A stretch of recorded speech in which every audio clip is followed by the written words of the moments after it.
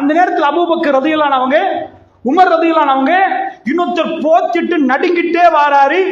Abu Ubaida அவர் வர்றாரு, அதாவது நட்டுக்கிட்டே வராங்க.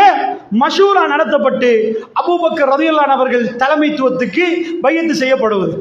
இங்க தலைமைத்துவம் செய்யப்பட்டாச்சா?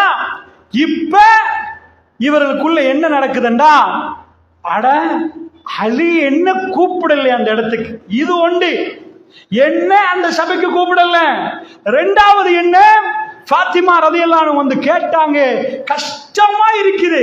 பெருமானார் தன் மகளுக்கு அவ்வளவு பெரிய ஆடம்பர வீடுகள்லாம் கொடுத்துட்டு போகல. ஃபாத்திமா ஜன்னாவுல உங்களுக்கு என்ன பகுதி என்று சொல்லிட்டு போனாங்க. பாப்பாட ஜனாசாவை பார்த்து எல்லாரும் அழுவாங்க, எல்லாரும் அழுவாங்க. அதை விட துடிச்சு அழுதவங்க ஃபாத்திமா ரலியல்லாஹு. எப்படியா சொன்னாங்கடா, ஜனாசாவை அடக்கிட்டு வந்த பிறகு கேட்டாங்க, ரசூலுல்லாஹ் முகத்தை பார்த்து உங்களுக்கு மண்ணை போட தோணிச்சான்னு கேட்டாங்க. அவர் முகத்தை பார்த்து மண்ணை போட தோணிச்சான்னு கேட்டாங்க. அவங்க கல்புகளில் ரசூலுல்லாஹ் வாழ்ந்தாங்க, அதை எடுக்கவே முடியல. திங்கட்கிழமை காலையில மௌத்தாக முன்னாடி ரசூலுல்லாஹ் தன் மகளோட கடைசியா பேசுறாங்க. ஆயிஷா நாய் கொஞ்சம் தூரம் போயிட்டாங்க, பாப்பாவும் மகளும் பேசட்டும் என்று. ஆனா ஒரு நேரம் அழுகுறாங்க, கொஞ்ச நேரத்துல சிரிக்கிறாங்க. போற நேரம் கேட்கிறாங்க, ஆயிஷா நாய் ஏன் அழுதுங்க, ஏன் சிரிச்சிங்க?